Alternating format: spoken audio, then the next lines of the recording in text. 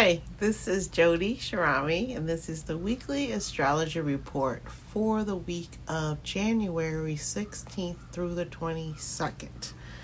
Today is Friday the 16th, and we are shifting. Our moon is getting ready to come in, is arrived into Capricorn today, and it's going to be forming a bunch of stuff this weekend. So tomorrow, Venus shifts out on the 17th into Aquarius.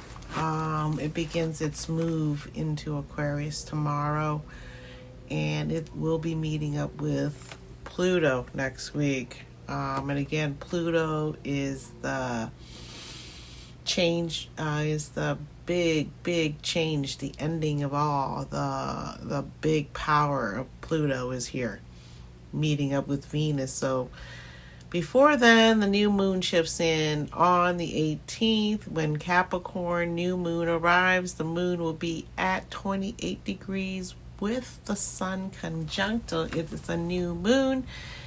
And during this time, Mars and Mercury are in conjunction at 26 degrees of Capricorn. So we have Mars, Mercury, 26 degrees. Then we have the moon and the sun at 28 degrees. And we have Venus at this time at about 1 degrees of Aquarius. And Pluto is at around 3 degrees of Aquarius. And also during this time, all the planets that are in Capricorn, the sun, the moon, Mercury, and Mars, will be sextiling Saturn at 27 degrees of Pisces and Neptune at 29 degrees and 45 minutes of Pisces. At the very end degrees these two are. And they're basically conjunct because 27, 29 is very close, and it is a big orb for the outer planets in terms of if they're within 2 degrees, they are considered conjunct because they are so far away and their energies are together. And this new moon begins a 3-year cycle. It will end in January of 2029. So this is the opening of this new moon's energy, and is being supported by Mars and Mercury, and Venus is in Aquarius. So Venus is shifted out of here. And also it will be sextiling Uranus at about 26 to 28 degrees of Taurus at the very end degrees, because it's now moving forward and preparing to shift into Gemini coming up. And Uranus is also opposite of Black Moon Lilith in Scorpio. And Scorpio is again ruled by Mars, who's right now next to the sun, next to Mercury, next to the moon, and also Pluto, who's getting ready to meet up with Venus. And then the moon is right now, has Jupiter in there, and Jupiter is also sending out waves to this new moon because it is opposite of the new moon in Cancer, and the new moon is in detriment here in Capricorn because its home sign is Cancer, the opposite of Capricorn. So woo-wee, that's a lot of stuff going on, right? And this is just the astrology of what's going on, the mundane world. If you look at Stefan Burns' page, he's a geologist, and your space bro, he calls himself.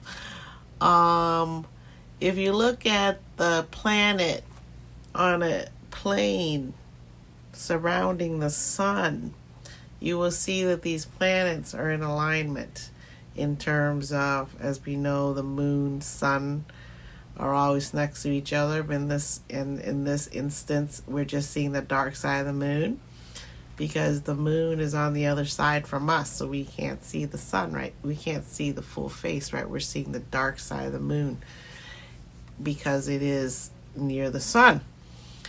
And if you look, you'll see that Mars, Mercury, Venus all line up pretty closely. Even though Venus is only a degree in Aquarius, it's still pretty close to everybody. So this alignment in terms of geological forces earthquakes and volcanic activity is very, very high right now because of this planetary alignment. And then in the outer planets, they're also forming themselves a trine and a sextile, and we just spoke about. So in the mundane world, we will probably be having a lot more seismic activity, a lot more volcanic activity, and Stefan Burns seems to think it's really going to be in the area of Pakistan, that area where there's been a lot of really crazy earthquakes and mudslides up there. And then we always have to look at the Pacific Rim, Alaska. At the very top of Alaska, near the North Pole, there could be some seismic activity. And right now, the Earth is always shaking and quivering with seismic activity. And they're usually below 5 on the Richter scale. And they might just be felt as tremors sometimes, and you might not even notice them. And so now we're talking about seismic activity that could be 7 to 9 on the Richter scale, which is quite destructive. So if you're in any of those areas that you know has a fault line going through, like California, all of California, really know your exit strategy, your emergency shelters where you can go and get away from the ocean because of the tsunami effect that could occur. And again, the Ring of Fire in the Pacific Ocean is very active as it is anyways. I mean, Kamehameha in Hawaii, I believe, just stopped spewing lava yesterday, and that had been going on for maybe 2 or 3 weeks. And the Philippines also has a active volcano right now, and I believe another one just started spewing too, but I can't quite remember where. But it is definitely in the Ring of Fire. It is a pretty dangerous time, as you can imagine, with all this energy coming from the sun, with the Cassini of Venus and Mars behind the sun, meaning from Earth we can't see it. It's on the other side of the sun. And to us, that means that it is getting supercharged on the other side of the sun that we can't see. And the sun itself has a massive coronal hole that Stefan Burns talked about today, and he goes over the equator of the sun where there's a huge hole that you can see that has spewed out tons of plasma and electricity. And as you know, we live in a very electrical universe. We are electrical bodies. That's how our spine sends messages through the watery spinal cord of our body, from our brain to our spine, and helps us to move and talk and do what we want to do, process our foods. And a lot of it is subconscious, because if it wasn't subconscious, we'd have to think about walking every day and moving our hands and talking. We'd have to relearn it every day. But since we've learned it already, it's in our subconscious. And that is what our subconscious is. And our consciousness is saying, well, this is what we're going to do. We're going to talk about astrology today. And that's my consciousness talking to you right now. My advice for this week, because this new moon is super powerful, on the 20th, there's also is when the Venus will be meeting up with Pluto. And here we're going to have to really reevaluate our values and what it is we need long term, as the Earth is going to be becoming much more active, and we have to have a game plan for that. And right now in America, all the FEMA and all the weather bureaus that help us in these situations are not there for us, so we don't have the correct data about a lot of our climate right now, because they've stopped the funding for all that. Again, the Saturn-Neptune delusion at the end of Pisces. Saturn right now is being ruled by Neptune, who's in her home sign, and she is the exalted Venus. And the moon is also exalted here in Pisces. So basically, Saturn is having a wake-up call, which is the laws, the rules, the father figures, the corporations. They're having a wake-up call right now, and that is why they're fighting so hard. And these are all mundane affairs that Saturn rules over. And so being in Pisces, Neptune has much more power as an outer planet. The only outer planet further away than Neptune is Pluto, who is involved here with our values, in Venus, with Venus being in Aquarius. And again, Aquarius rules the people. This is the age of Aquarius, starting to reprogram our subconscious, our consciousness, to say, what is it that we really value and what is it that we really need going forward, especially during this new moon that is beginning a 3-year cycle until January 2029. So when you think about all that, you have to really be thinking, well, 9 months from now will be the first opening square of the moon. Then 9 months from then will be the conjunction. 9 months from then will be the closing square. And then 9 months from then will be another new moon cycle. And that, I believe, will begin in Aquarius next time. And that will truly get us going into the age of Aquarius. Or, as we can say, this is an ending of a cycle for Pluto as well. Pluto here has been here for 250 years. And 250 years ago, we look back, and that is when the big corporations began, the railroads, the mining, the banking, the stock market. All these things occurred back then. Now we're ending that time. We are ending the time of corporations and the industrial age, because now we're building factories or big centers, data centers that drink water. Just like a nuclear power plant has to be surrounded by water. I understand AI is very useful in its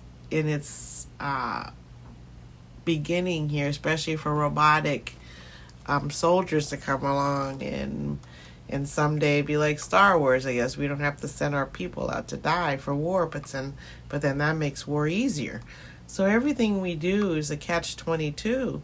Is this circular karmic energy.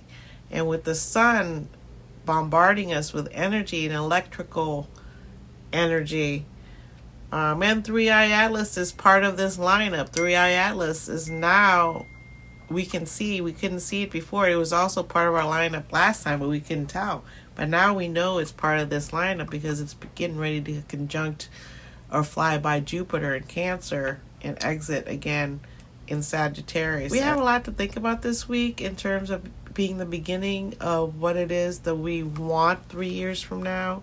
Whatever the president's doing, it is like the Animal Farm, where it's 3 big powers vying for everything on Earth and see if they can hang out with each other. So if that happens, then America would own all of this sector. Russia would own all the European sector, and then China would, and Africa, and then China would own and run all of the East, because they have their own little gold mine in terms of Taiwan that has all the minerals they need, and then America wants Greenland to have their minerals, and then Russia would have Ukraine and all the minerals that are in Europe, which would be a lot. So 3 years from now, I hope we're all still here in 2029, and I hope the world is back to being friendly and working with each other, respecting each other's sovereignty, especially the smaller states, so that they can have peace and happiness. So that's my wish on this new moon. With all this activity in the universe, it is not surprising that a bunch of us are agitated. So that's why being mindful and sitting alone and processing information and using your own instincts and goodwill to know if it's true or false. Not having anyone tell you that it's true or false. And if you do go out this weekend, be very careful. This energy is super powerful with the Sun and Mars conjunct, with the Mars conjunct Mercury and the Moon conjunct the Sun. It's very, very volatile energy. According to Susan Hopkinson, I wouldn't go out into the public where there could be anger. You have to be brave. You have to be strong, but don't fight with anyone. Disengage. Do not let it happen to you. Some young man in California got blinded by one of the ICE agents who released a gas bomb and hit him in the eye, and then proceeded to drag him across the floor and throw him down on the ground while his eyes bleeding out. Wouldn't get him any help, to the point to where he's now blind in his left eye. And he weighs like 100 pounds. He's just a kid that's out there trying to do what he thinks is right. And he's young, and, you know, it's a shame, but thank you for being out there fighting for America. So that's it for this week. I'll be back next week with another weekly report. And I have also decided to keep my Patreon account. That's a daily podcast I make every morning, free for everyone. Because during this time, we need something to help us get through the day. And I'm there for you if you need it that day to check it out. I usually get it out by noon. It's been getting harder to get it out early. I'm not sure why. Probably because I have a kid in school still. But yeah, so I'm there. If you want to come on Patreon, I'm at Astro Podcast over there too. And I really appreciate all my new followers and subscribers, especially on YouTube. Thank you so much. And I hope more people will come and hang out and comment and talk to me, because I really like that. Okay? So have a great week. Don't go out and get engaged and get in trouble, getting hurt or anything, okay? Just stay safe. But protest all you want in your way, okay? Like I do. Thank you. Mwah. I love you guys, and gonna see most of my spiritual children very soon. By this time next week, we will be together. Bye.